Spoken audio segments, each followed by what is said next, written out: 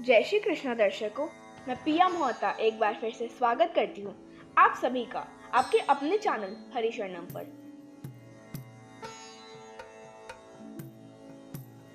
Like the video, subscribe to the channel and press the bell icon for latest video updates. दर्शकों, आज हम हमारे महाभारत एवं रामायण के रहस्य वाली सीरीज में भीष्म पितामह की अगली कहानियों के बारे में जानेंगे। जैसा कि पिछले एपिसोड में हमने जाना कि भीष्म पितामह पिछले जन्म में अष्टवसु थे, जो कि देवताओं की श्रेणी में आते थे। उन्होंने ऋषि वशिष्ठ की नंदिनी गाय को चुरा लिया था। क्योंकि इस घटना में 8 वसु उपस्थित थे, इसलिए ऋषि वशिष्ठ ने 8 को मानव जीवन जीने का श्राप दे दिया था, जिसमें से 7 वसु तो एक ही वर्ष में मोक्ष प्राप्त कर गए थे, किंतु 8वें वसु, जिनका नाम द्यो था, को लंबा जीवन जीने का श्राप दे दिया था। क्योंकि गंगा एवं महाभीष भी ब्रह्मा जी द्वारा शापित थे, इसलिए उन्हें भी मृत्युलोक में जीवन यापन करना था। तो वे अगले जन्म में पति पत्नी हुए और यह 8 वसु इनके 8 पुत्र हुए। जब शांतनु ने गंगा से विवाह करने का प्रस्ताव रखा, तभी गंगा ने भी शांतनु के समक्ष एक शर्त रखी कि विवाह के उपरांत शांतनु गंगा द्वारा किए गए किसी भी कार्य में हस्तक्षेप नहीं करेंगे, ना ही उसके द्वारा किए गए कार्यों के बारे में प्रश्न करेंगे। शांतनु ने उनका यह प्रस्ताव मान लिया और इसके लिए संकल्प भी ले लिया। अब विवाह के पश्चात जितने भी पुत्र हुए, उन्हें 1 वर्ष का होने के बाद गंगा ने एक एक कर नदी में प्रवाहित कर दिया। किंतु जब गंगा अपने 8वें पुत्र को डुबोने वाली थी, तब शांतनु ने तबाही मचा दी। वे स्वयं को रोक न पाए और अपनी प्रतिज्ञा तोड़कर गंगा से इसका कारण पूछ ही लिया। अंत में गंगा ने राजा शांतनु को महाभीष और उनके द्वारा दिए गए ब्रह्मा के श्राप के बारे में समझाया।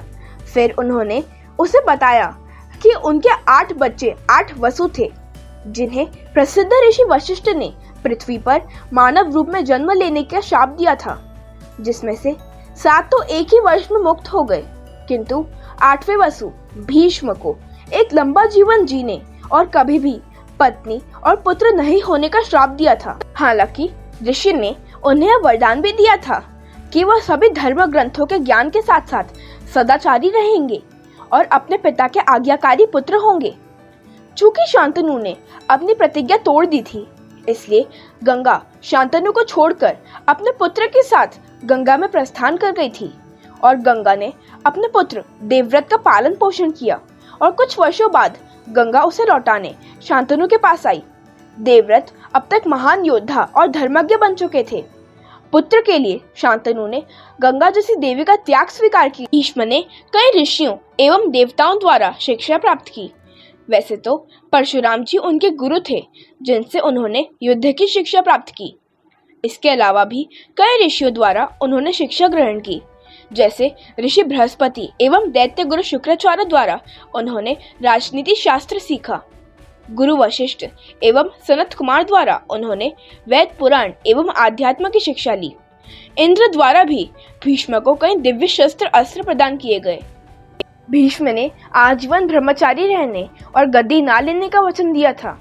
शांतनु से सत्यवती का विवाह भीष्म की ही विकट प्रतिज्ञा के कारण संभव हुआ था। भीष्म सत्यवती के दोनों पुत्रों को राज्य देकर उनकी बराबर रक्षा करते रहे।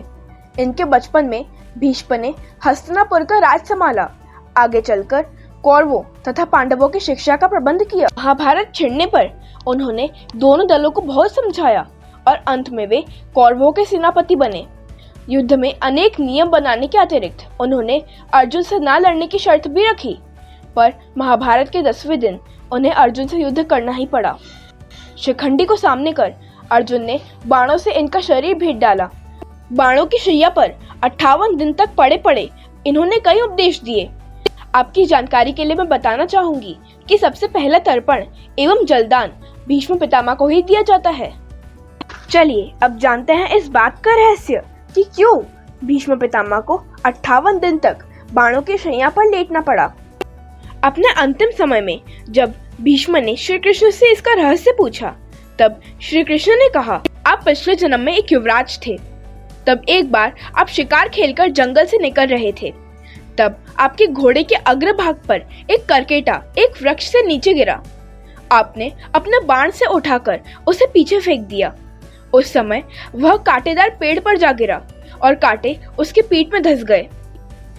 करकेटा जितना निकलने की कोशिश करता उतना ही कांटे उसकी पीठ में चुभ जाते और इस प्रकार करकेटा 18 दिन तक जीवित रहा और यही ईश्वर से प्रार्थना करता रहा कि हे युवराज, जिस तरह मैं तड़प तड़प कर मृत्यु को प्राप्त हो रहा हूँ, ठीक उसी तरह तुम भी होना। तो हे पितामह भीष्म, तुम्हारे पुण्य कर्मों की वजह से आज तक तुम पर करकेटा का श्राप लागू नहीं हो पाया, लेकिन हस्तिनापुर की राजसभा में जब द्रौपदी का चीरहरण हो रहा था तब आपने दुर्योधन और दुशासन को नहीं रोका। इस कारण से पितामह आपके सारे पुण्य कर्म क्षीण हो गए और करकेटा का श्राप आप पर लागू हो गया। तो दर्शकों, ये थी भीष्म पितामह की एक और कथा। अब आप प्रतीक्षा कीजिए मेरी आगे आने वाली कथाओं का। तब तक के लिए धन्यवाद। जय श्री कृष्ण,